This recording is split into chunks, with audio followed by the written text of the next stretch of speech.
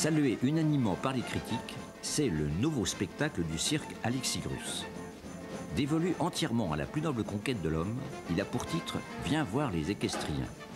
Et comme toujours chez Alexigrus, les numéros rivalisent de beauté, d'invention et de virtuosité.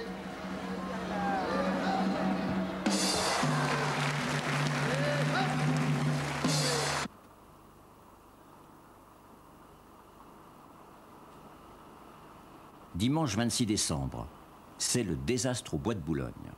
Le chapiteau, les décors, les accessoires du cirque Alexigrus ont été entièrement détruits par la tempête, qui a frappé une dizaine d'autres cirques en France. Le nouveau spectacle d'Alexis et les siens est stoppé en plein vol.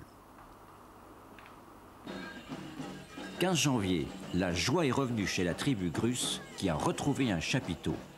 Il faut aller applaudir son spectacle au bois de Boulogne.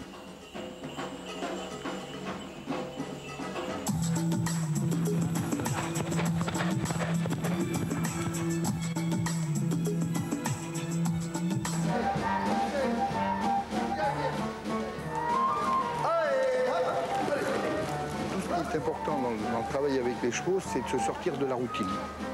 Car le cheval est un animal routinier.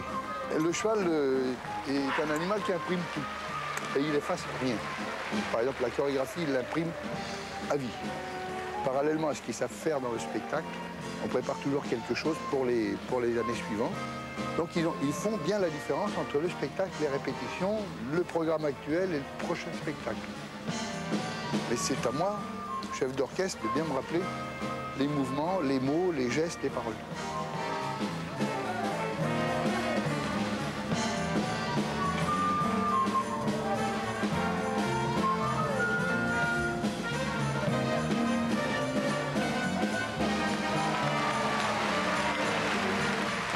Dozo, allez. Le travail en liberté, c'est ça. C'est-à-dire liberté, libre. Il n'y a plus d'aide, il n'y a plus que le geste et la parole. Hop, allez, laisse. Hop, bravo, bien. Ça sont des Lusitaniens, ils sont tous les trois alter réal. Ce sont des chevaux de entre 8 et 10 ans.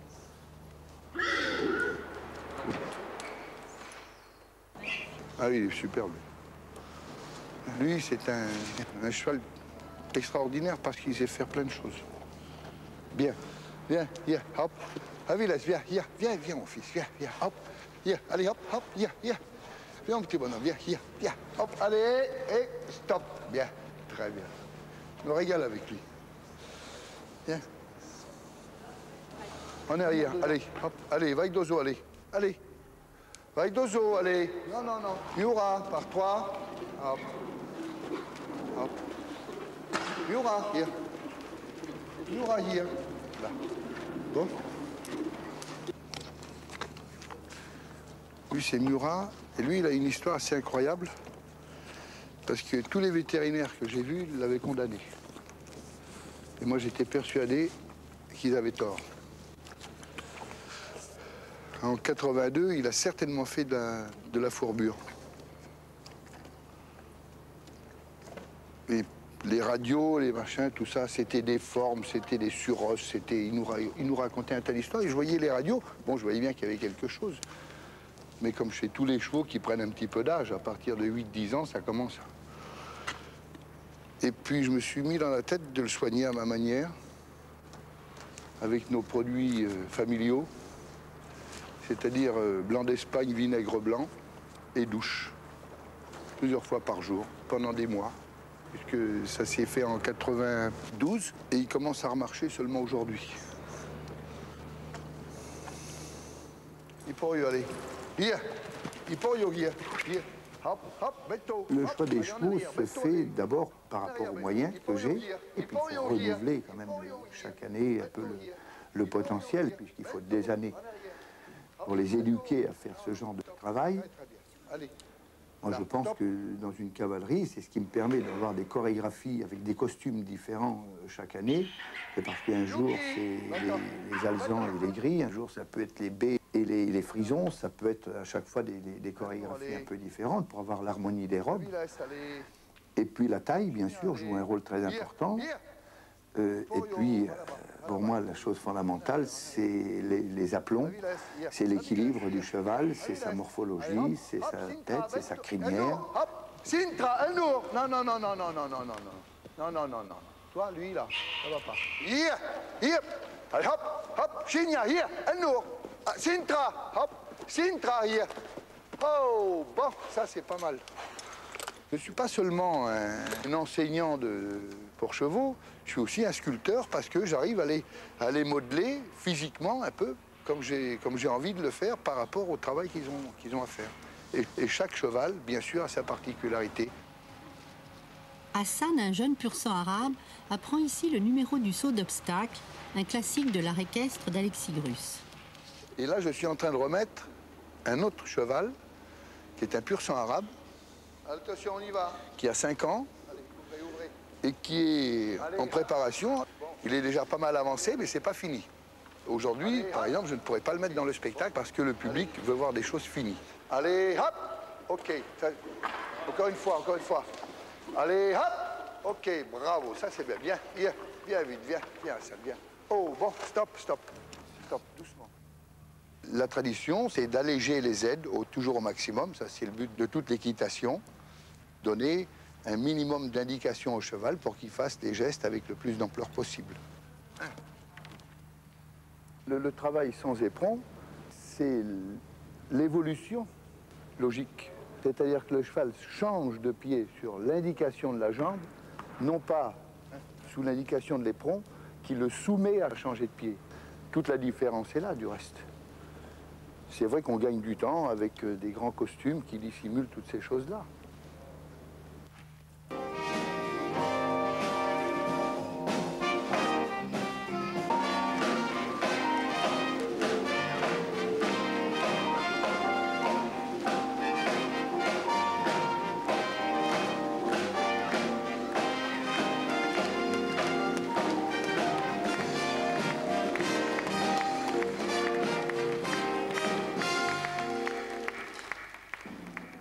Lui,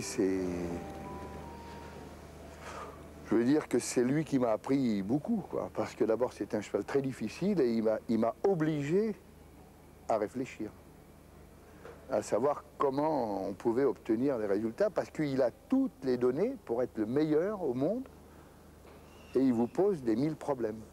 Je crois qu'il n'y a qu'un mot qui doit être dit avec les animaux comme avec les hommes, du reste, c'est amour. Alors, cette passion-là, ou cet amour-là, il faut essayer de le comprendre et regarder ses oreilles. Et il a les 2 pavillons dirigés vers moi parce qu'il est très attentif à tout ce que je lui dis. Et comme je lui dis souvent « je t'aime », alors il ne s'en lasse pas. Alexis règne sur la tribu Grus depuis 25 ans. Composée de ses 2 fils, Stéphane et Firmin, de sa fille Maude et de sa belle-fille Nathalie, elle repose aussi sur les épaules de son épouse. Fille du grand dompteur Firmin Bouglione, Gypsy a appris tous les métiers du cirque avec une préférence pour l'acrobatie. Alors avec Alexis, quand je me suis mariée, j'ai fait plein de numéros d'acrobatie à cheval. Et en dressage, ça fait seulement 7 ans que je monte. C'est un akaltéké qui s'appelle Asmaral. Et ça fait pas très longtemps qu'il est chez nous, ça fait 1 an et demi. C'est un beau cadeau parce que Alexis me l'a donné pour que je puisse le monter. Je suis déjà montée sur plein de chevaux de haute école qu'on a chez nous, mais sur lui c'est particulièrement difficile hein, parce que c'est un pur sang, il est très vif et alors il faut rien faire. C'est vraiment une Formule 1. Il fait une traversée doucement.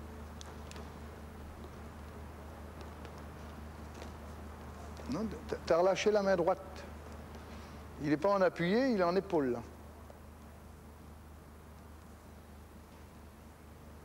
Ce qui est important pour la haute école, c'est comme pour la danse classique, c'est d'avoir des muscles et de la souplesse. Et là, tout le travail qu'on est en train de lui faire, eh bien, c'est le muscler et lui donner de la souplesse.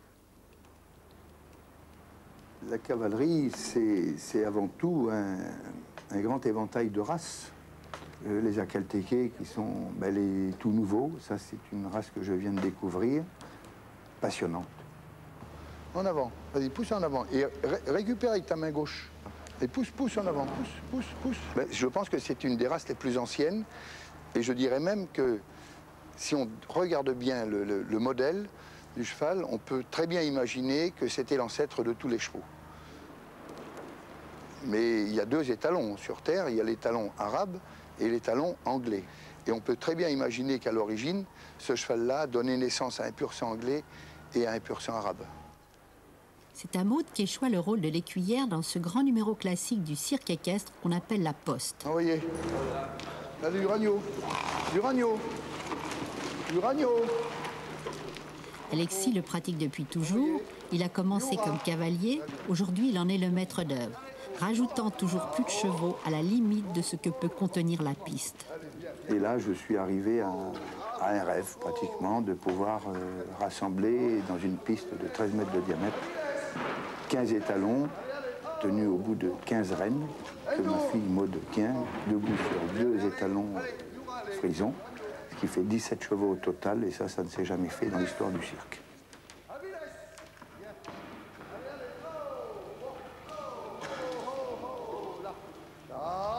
La poste, c'est l'équilibre.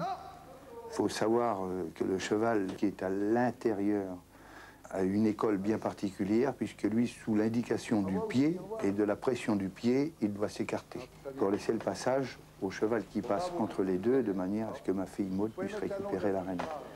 Et pas un cheval passe à la même allure. Et là, aujourd'hui, elle sait quand c'est Sintra qui entre, quand c'est Emporio qui rentre, quand c'est Avilés qui rentre, etc. Il y a des chevaux qui ont plus de taille que d'autres, donc l'effort est totalement différent à chaque fois. Et ça, c'est toute la difficulté de la poste.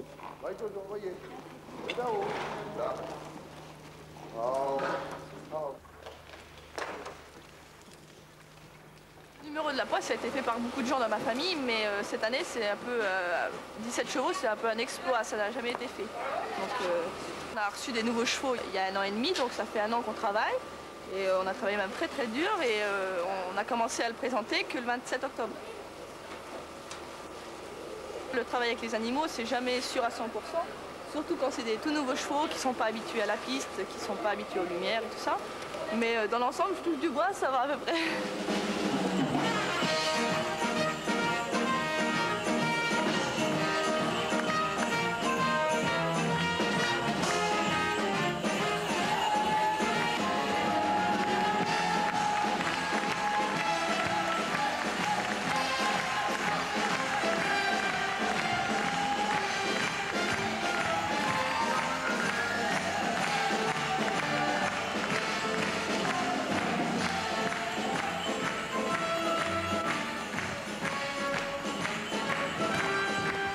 Le cirque Alexis Gruz, donc, actuellement à Paris, au Bois de Boulogne.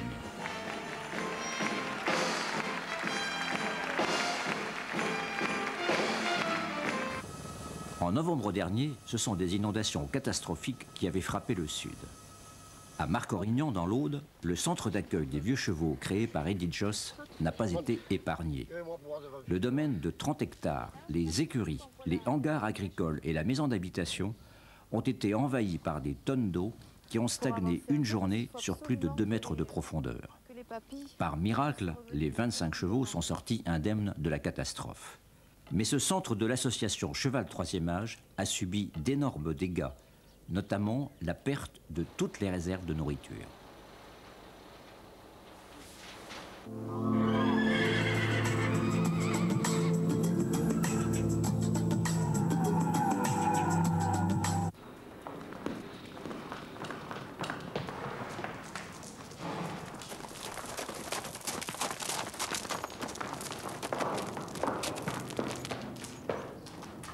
J'ai créé l'association pour sauver Pétrus, parce qu'il était appelé le cheval fou.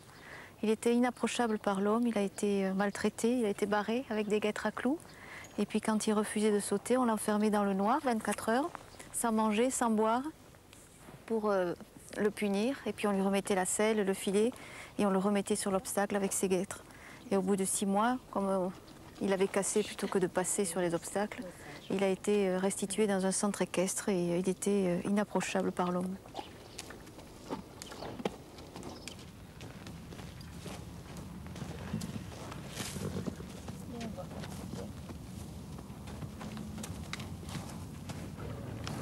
paye, quoi. Pas content. Aramis a 34 ans, c'est notre plus vieux cheval. Si c'était un homme, il aurait entre 90 et 100 ans, très certainement. Mais bon, même les vieilles personnes ont aussi des rhumatismes. C'est pas pour cela qu'on dit on va les abattre. Donc lui, c'est tout à fait normal qu'il continue à vivre normalement. Il n'a plus du tout de dents. Il a une énorme arthrose déformante du genou et de la jambe en particulier. Mais il mange encore beaucoup, il a bon appétit, il mange essentiellement du granulé et il aime surtout aller se promener. Alors bon, en ce moment, comme son enclos est détruit, je le promène avec la longe et un petit peu sur les chemins.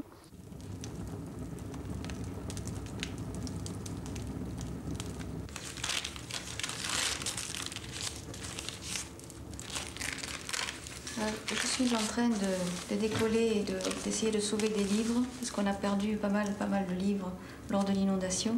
On a eu à peu près 2 mètres d'eau dans toute la maison, et tous nos souvenirs sont partis.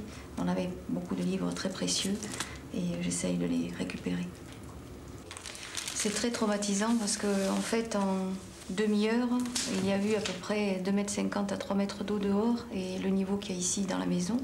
Et on a juste eu le temps, avec les enfants, ma belle-mère et mon mari, de monter au 2e étage. C'est tout ce qu'on a pu faire. Donc on n'a pu rien sauver. Tous nos souvenirs sont partis, avec l'eau.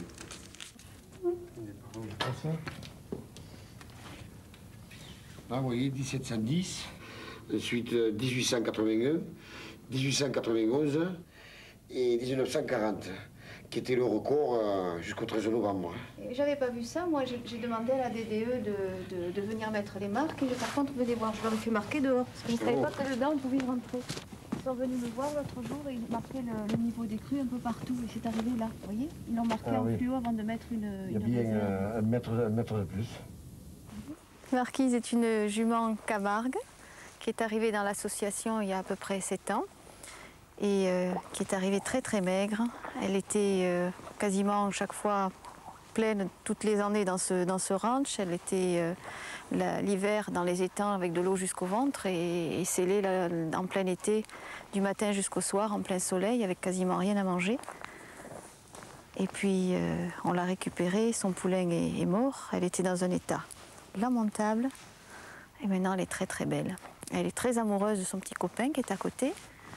Qui a 31 ans et qui est fou d'elle en ce moment. Terrible à ton âge, hein, mon bébé? Tu n'as pas honte? Ah oui, tu es belle, tu es jolie. Ah oui. Kismi, c'est une petite jument qui a 3 ans et demi et dont la mère est morte de faim. Et quand on l'a reçue, elle faisait à peu près 30 kilos et elle avait la taille d'un poulain prématuré. Elle était toute petite. Elle est restée 2 mois sans pouvoir se lever toute seule. Il a fallu qu'on mette le réveil avec mon mari toutes les nuits, toutes les 3-4 heures, et on l'a levée en poids et en volume pour qu'elle puisse manger un petit peu. Et au bout de 2 mois, elle s'est levée. Et ses sœurs, j'ai récupéré ses sœurs aussi, qui ont été confiées chez des hébergistes. Et elles ont été retapées, et puis elles sont maintenant tout aussi mignonnes qu'elle. Mais elle était vraiment pas jolie, elle était toute osseuse, vraiment toute laide à l'époque. Et maintenant, elle est vraiment coquine. Hein?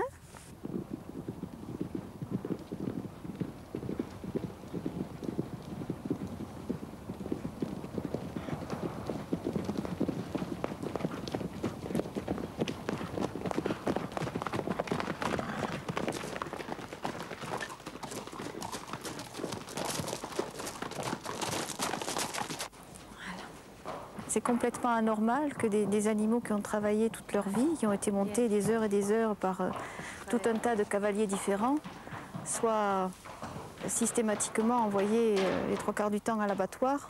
Tout ça parce qu'ils sont perclus de rhumatisme et qu'ils ne peuvent plus porter quelqu'un sur leur dos. Donc je les récupère, mais bon, je ne peux pas tous les prendre, mais enfin ceux-là sont heureux, c'est l'essentiel. La nuit de l'inondation, lorsque je suis arrivée dans l'écurie par le paillet, il y avait tout un tas d'objets insolites dans l'allée et toutes les portes s'étaient soulevées. Et ce que j'ai remarqué en premier, c'était Rémila qui était appuyée contre sa porte avec l'encolure complètement en avant.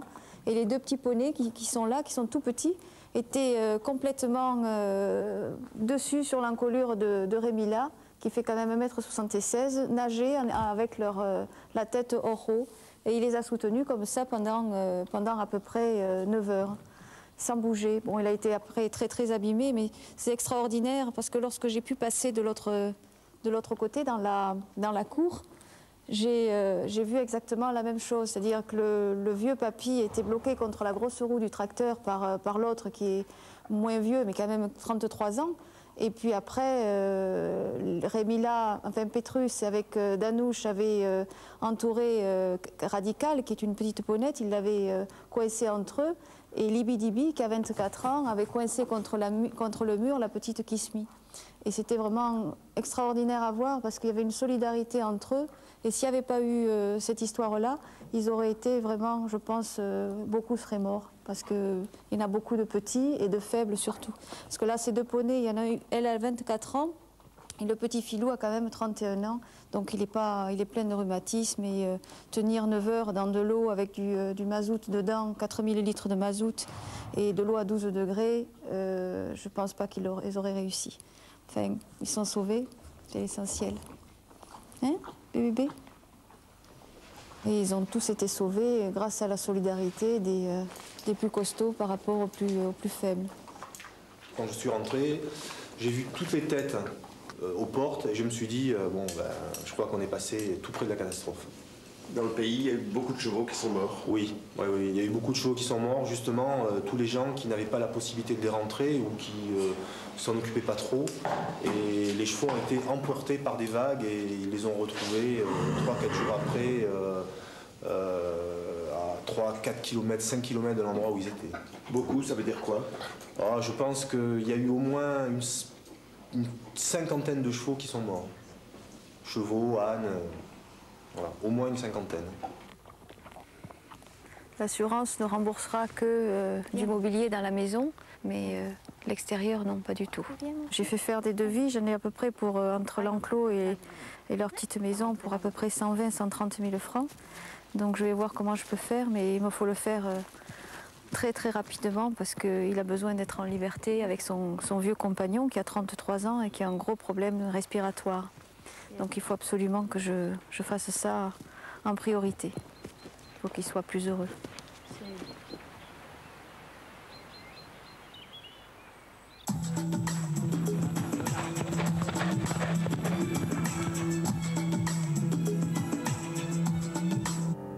Vous voulez en savoir plus sur les chuchoteurs que nous avons présentés dans nos derniers numéros?